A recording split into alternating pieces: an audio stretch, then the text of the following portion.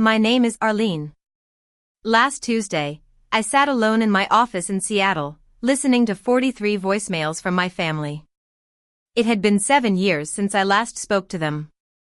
Not a single one of them said, "I'm sorry." Every message uttered the same 2 words, "Help me."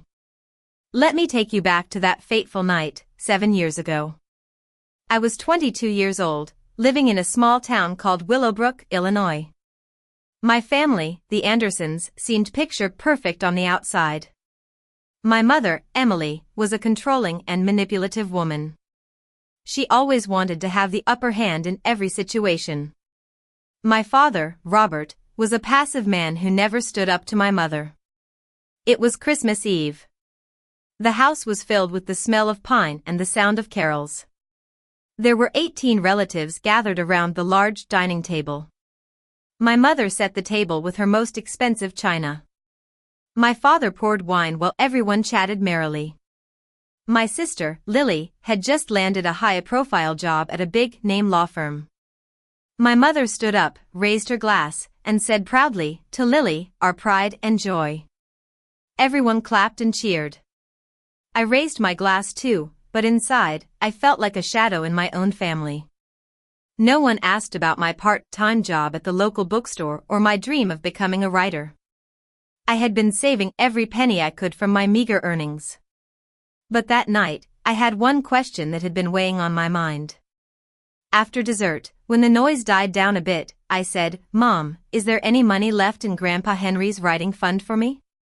The room fell into an eerie silence.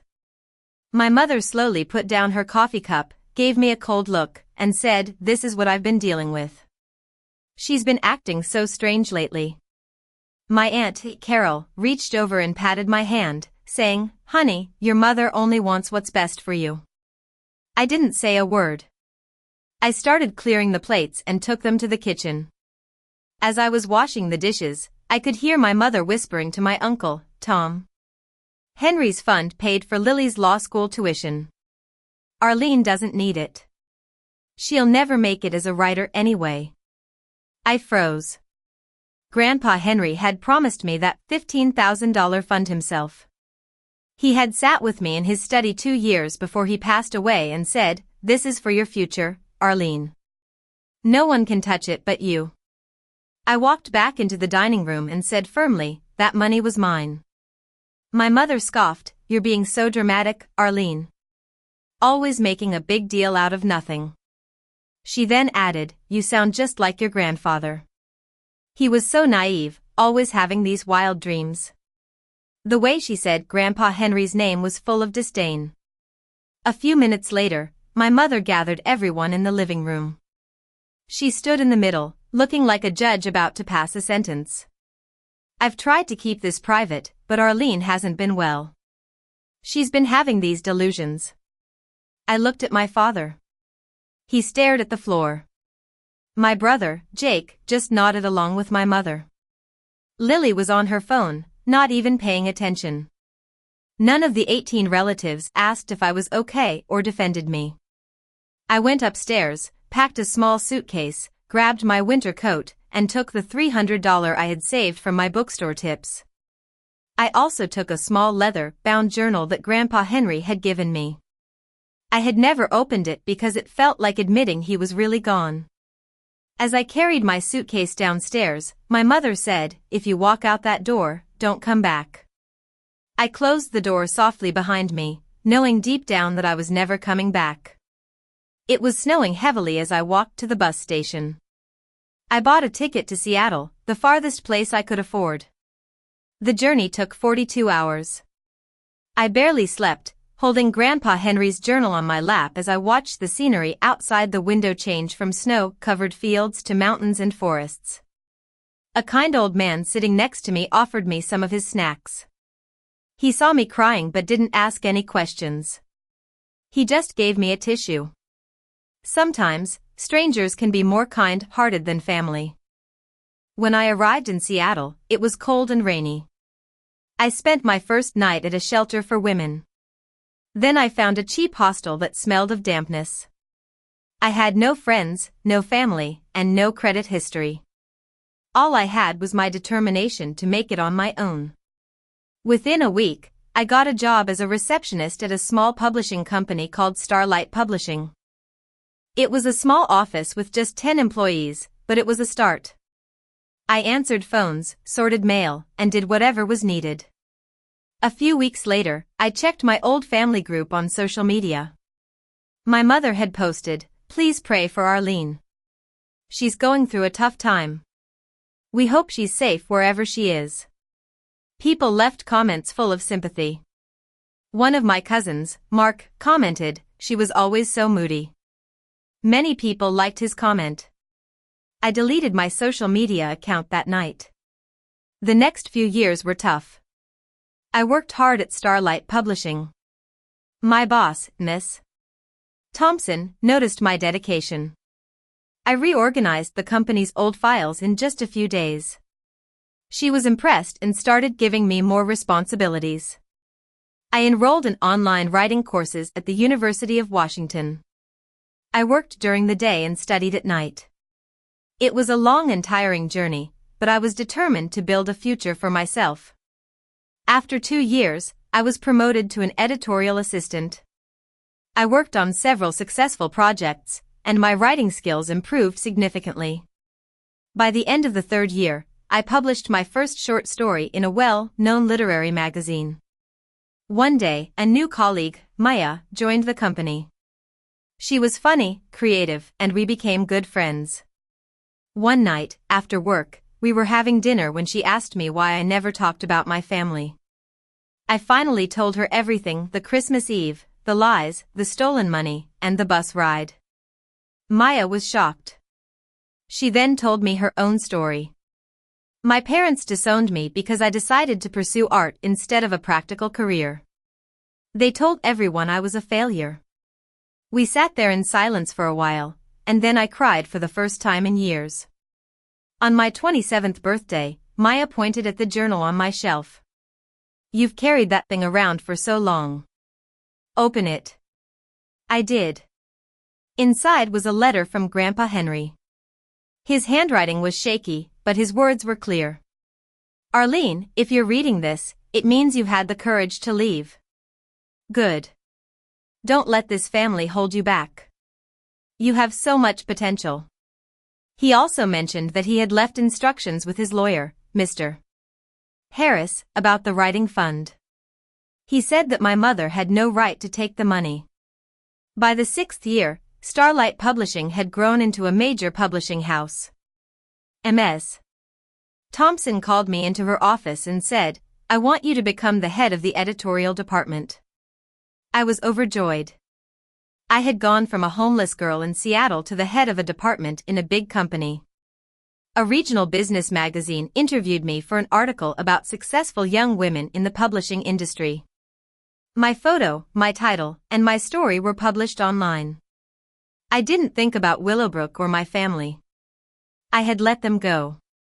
But then, in March 2026, everything changed.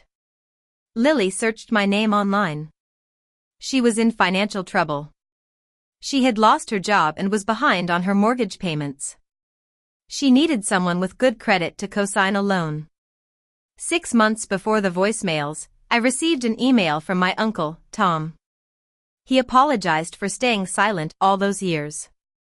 He told me that my mother had forged my signature to transfer the $15,000 from my account to Lily's. I was furious. The money itself was not the issue, it was the betrayal. My mother had stolen from me and then made me look like the crazy one. A few weeks later, Miss Thompson came into my office with a big smile. A pastor from Willowbrook contacted us. They're having a community fundraiser and they want a keynote speaker. It's about promoting local talent. My heart skipped a beat. I almost said no, but then I remembered Grandpa Henry's letter and the door closing behind me in the snow. I said, "I'll do it." I searched for the fundraiser online and saw that my mother was the chairperson of the committee. I texted my uncle, Tom. "I'm the keynote speaker." He replied, "I know. I didn't tell your mother. Be ready." 2 weeks before the fundraiser, Lily found out about my new position. She called my mother in a panic. "Mom, Arlene is the head of the editorial department at a big publishing company." My mother went silent. She was terrified because the lie she had told for 7 years was about to fall apart. That night, the calls started. I was in a meeting when my phone kept buzzing. I had 43 missed calls, all from Willowbrook. I sat alone in my office and listened to every voicemail. Lily sounded desperate at first. "Hey Arlene, it's Lily. Call me back. I really need to talk." My father sounded nervous. "Your mother and I could really use your help." My mother sounded cold. "Family is family, Arlene." I leaned back in my chair and thought about the 7 years I had spent rebuilding my life from scratch. And the first time they contacted me, they only wanted something. I called Maya. "My family found me," I said. She asked, "Which part hurts?" I replied, "The part where I'm not surprised." I put my phone on Do Not Disturb and didn't answer anyone. A few days later, my mother emailed my work account. She accused me of being selfish and claimed that she had protected my reputation for years.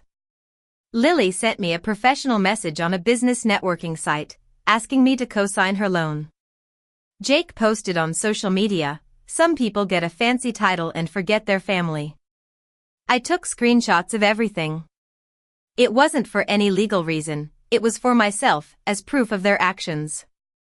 On the day of the fundraiser, I flew to Chicago and drove through the familiar farmland to Willowbrook. The town looked the same, the old diner, the church, and the small shops. The fundraiser hall was filled with 200 people. I signed in at the registration table. My badge read Arlene Anderson, Head of Editorial Department, Starlight Publishing, Keynote Speaker. Through the doorway, I saw my family. My mother was sitting at the center table, looking proud in her expensive dress. My father was beside her, looking a bit nervous. Lily was forcing a smile, and Jake was standing near the refreshment table. At 7:15, the pastor stepped up to the microphone. "Our keynote speaker tonight grew up right here in Willowbrook. Please welcome Arlene Anderson." The room applauded, and I walked onto the stage. My mother's face turned as white as a sheet. My father almost dropped his glass. Lily looked like she was about to faint, and Jake froze in his tracks. Then, something amazing happened. The entire room stood up and gave me a standing ovation. 200 people were clapping for the girl they had been told was a failure. I stepped to the podium and said calmly, "Thank you. It's been a long time." There was nervous laughter in the room. I gave my speech. I talked about the power of following your dreams and the importance of supporting local talent. Near the end, I changed the topic. I grew up in this town. Some of you may remember me. I left 7 years ago with just a suitcase and a few dollars. I didn't leave because I wanted to, I left because staying was too painful. The room was completely silent. I was told I was unstable, but all I needed was to be myself. Community is about seeing people for who they really are, not for the stories others tell about them. When I finished, the crowd stood up again, and the applause was even louder. After the speech, people surrounded me. Some old teachers and neighbors came up to me and hugged me. Some looked ashamed. My mother pushed through the crowd. Her smile was forced. "Arlene, sweetheart. What a surprise." She opened her arms for a hug, but I didn't move. I said, "You had my number for 7 years." Her smile twitched. "You embarrassed this family tonight." I replied, "I never named anyone." Lily stepped forward. "We need to talk about the family." I said, "I heard your voicemails, all 43 of them. Not one apology, just help me. My father finally spoke. "Arlene, let's not do this here." I said softly, "Dad, you had 7 years." Jake crossed his arms and said, "You think you're better than us now?" I replied, "No, I think I'm done being the one you needed me to be." I walked away, calm and composed. I sat in my rental car, looking at the building where people were still whispering in shock. I called Maya. "It's done," I said. She asked, "How do you feel?" I looked out at the parking lot and said, "Like I'm finally free."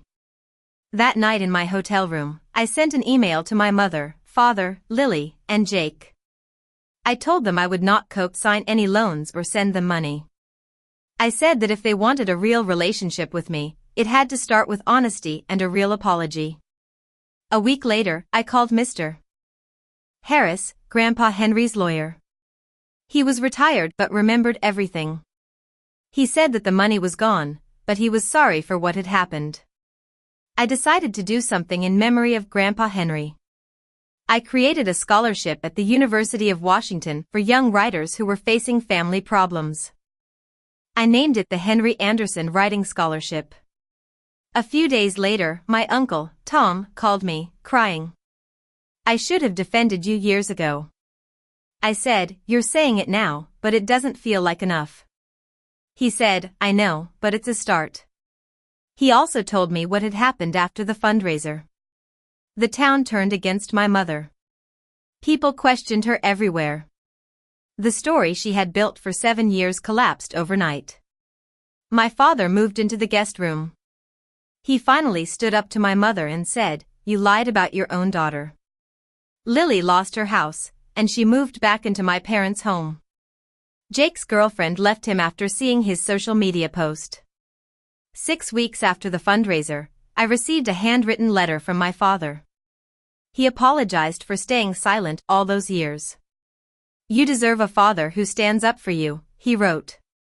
I still don't know what the future holds for my family. Maybe nothing will change, or maybe someday we'll have an honest relationship. But for now, I have peace. I have people who choose me, and that's enough.